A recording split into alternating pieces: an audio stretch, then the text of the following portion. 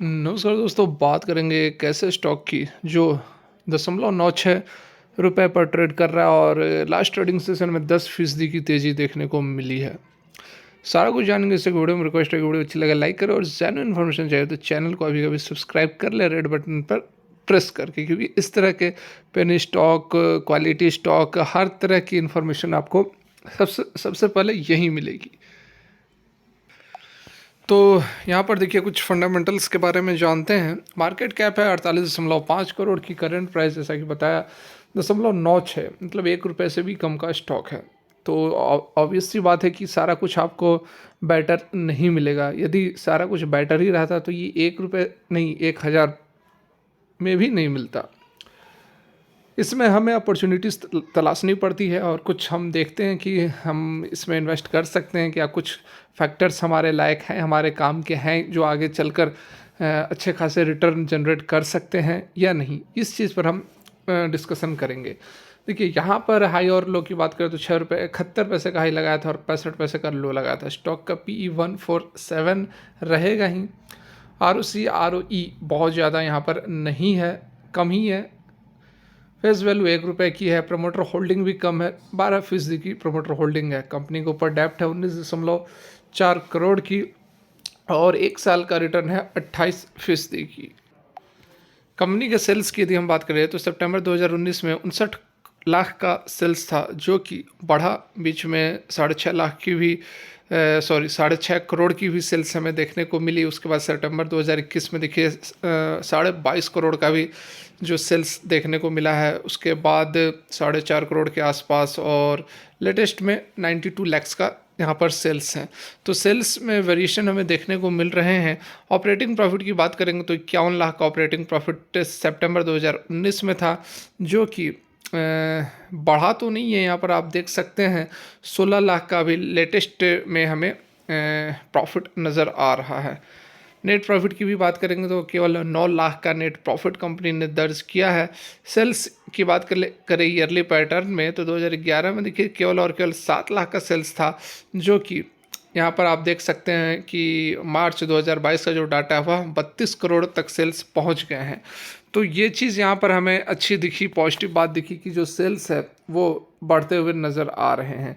देखिए 4 करोड़, 3.5 करोड़, 7.5, 6, 4, 8, 4, 32, 11.5, तो सेल्स जो है वह बढ़ जरूर रहे हैं। यहाँ पर ऑपरेटिंग प्रॉफिट की यदि हम बात करेंगे तो ऑपरेटिंग प्रॉफिट आप देख सकते हैं ये 8 लाख का लॉस था 2011 में। उसके बाद ये लॉस जो है प्रॉफिट में कन्वर्ट हुए हैं और 68 लाख का कंपनी ने प्रॉफिट दर्ज किया है अभी इस करंट फाइनेंशियल ईयर में। नेट प्रॉफिट की भी बात करेंगे तो 33 लाख का नेट प्रॉफिट हमें देखने को मिल रहा है। और कंपाउंडेड सेल्स ग्रोथ की बात करें तो पिछले 10 साल में 95% का ग्रोथ है, 5 साल में 33% का ग्रोथ है। ठीक है, सेल्स ग्रोथ की। अब प्रॉफिट ग्रोथ की बात करेंगे तो 20% का ग्रोथ है 10 साल में और 15% का ग्रोथ है पिछले 5 साल में, जो कि यहाँ पर अच्छी बात है। यहाँ पर हमें एक पॉजिटिव फैक्टर यह मिल रहा है कि जो ग्रोथ है वह पॉजिटिव नज़र आ रही है। 33 और 15% ही सही 5 साल में, लेकिन है। ठीक है, बात करें इसके बैलेंस शीट की तो देखिए शेयर कैपिटल जो है वह 50 लाख का था 2011 में, उसको बढ़ा दिया गया कब, मार्च 2015 में। कंपनी को पैसे की ज़रूरत हुई है और कंपनी ने अपने शेयर कैपिटल को कई गुना अधिक बढ़ा दिया है, जिसके कारण कि शेयर की वैल्यू भी कम हो गई है। और आप देखोगे 2015 में शेयर ड्रास्टिकली ड्रॉप हुआ है, क्योंकि शेयर कैपिटल को बहुत ही ज़्यादा यहाँ पर देख सकते हैं लगभग 100 गुना, ठीक है, 100 गुना बढ़ा दिया गया शेयर कैपिटल को। 50 लाख से 50 करोड़ कर दिया गया है। रिजर्व्स की बात करेंगे तो 47 लाख रिजर्व जो 2011 में था वह 1 करोड़ रिजर्व पर पहुंचा है। बोरिंग कंपनी की अचानक बढ़ी है पिछले 2 से 3 वर्षों में, देख सकते हैं बोरिंग्स बढ़ी है। इससे पहले कोई खास बोरिंग्स कंपनी के पास थी नहीं, लेकिन पिछले 2 सालों से 25 करोड़ और फिर 19 करोड़ की बोरिंग्स कंपनी के ऊपर है। टोटल लाइबिलिटीज़ जो है वह 73 करोड़ की यहाँ पर बन रही है। कैश फ्लो की बात करें तो कैश फ्लो जो है फाइनेंसिंग एक्टिविटी से तो पॉजिटिव है, लेकिन बाकी अदर एक्टिविटी से निगेटिव है।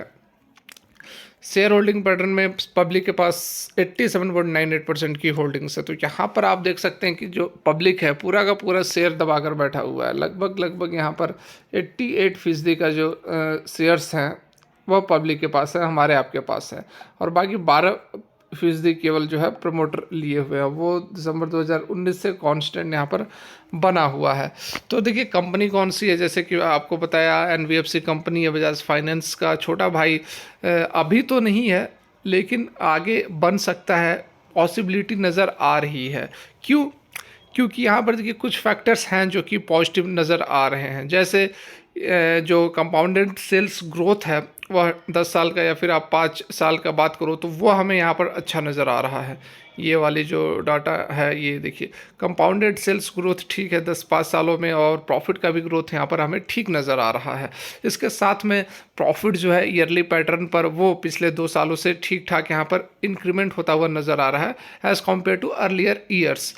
और इसकी जो पॉजिटिव बात है यहाँ पर वो देखिए एक चीज़ और थी, कंपनी का जो बिजनेस मॉडल है वह क्या करती है, एनबीएफसी का काम करती है, मतलब नॉन बैंकिंग फाइनेंशियल कंपनी जिसे कहते हैं, और आरबीआई के द्वारा रजिस्टर्ड है। कंपनी जो है शेयर्स के अंदर ट्रेडिंग करती है, इन्वेस्टमेंट एक्टिविटी करती है, सिक्योर अनसिक्योर्ड लोन देती है। तो ये जो काम करती है इसमें आरबीआई ने काफ़ी नॉर्मलाइज़ किया। अपने जो रूल्स थे पहले लेंडिंग रूल्स काफ़ी टफ थे, लेकिन अब उसको नॉर्मलाइज़ किया है ताकि इस ऐसी जो कंपनियां हैं, एनबीएफसी जो कंपनियां हैं वो आगे आकर कारोबार कर सके।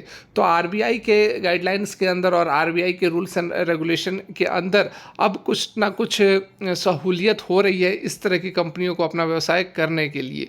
तो इन कुछ पैरामीटर के बेसिस पर हम एक्सपेक्ट कर सकते हैं। और देखिए यहाँ पर कल की डेट की यदि हम बात करें तो 10% की अपर सर्किट लगी है। यहाँ पर आप देख सकते हैं 10% की अपर सर्किट लगी हुई है एआरसी फाइनेंस लिमिटेड के अंदर। तो 0.96 पर यह ट्रेड कर रहा है, और जो तेज़ी है इस तरह के स्टॉक्स में ज़बरदस्त तेज़ी बनती है। तो हो सकता है कि बहुत जल्द आपको ये 1-2 रुपये 3 रुपये में भी देखने को मिल सकता है। तो कहने का मतलब है कि जो पेनी स्टॉक्स होते हैं और 1 रुपये के अंदर का जो स्टॉक है, अगर इसमें आपने एंट्री ले ली और ये 2 से 3 रुपये भी हो गया तो आपका पैसा सीधे 2 गुना सीधे 3 गुना हो जाएगा। और आपको अगर ज़्यादा समय के लिए अगर नहीं भी रहना है फिर भी, तो इस तरह के स्टॉक्स में होता क्या है, पहले मैं आपको बता दूं कि काफ़ी high risk and high reward वाले स्टॉक्स हैं। इसमें रिवार्ड ज़्यादा है तो रिस्क भी ज़्यादा है। तो इसलिए आपको इन्वेस्टमेंट अपनी खुद की एनालिसिस करने के बाद ही इसमें इन्वेस्ट करना है।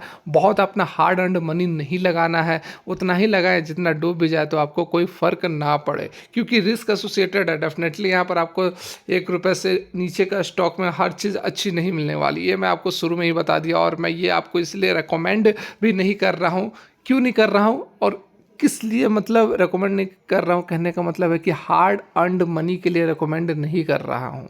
आपको इन्वेस्ट करना है, जितना डूब भी जाए तो फ़र्क ना पड़े, और अगर चल जाए तो माला माल। बात को समझ रहे हैं? बिल्कुल इस तरह के स्टॉक्स नज़र में रखने चाहिए और कुछ इन्वेस्टमेंट कर देना चाहिए। पता नहीं कल को ये बजाज फाइनेंस बन जाए, दूसरा बजाज फाइनेंस बन जाए, है कि नहीं? होने का कुछ भी हो सकता है भाई, स्टॉक मार्केट है। तो फिलहाल की वीडियो यहीं तक अच्छी लगी हो तो लाइक करें और जेन्युइन इन्फॉर्मेशन के चैनल को सब्सक्राइब कर लें। Thanks for watching.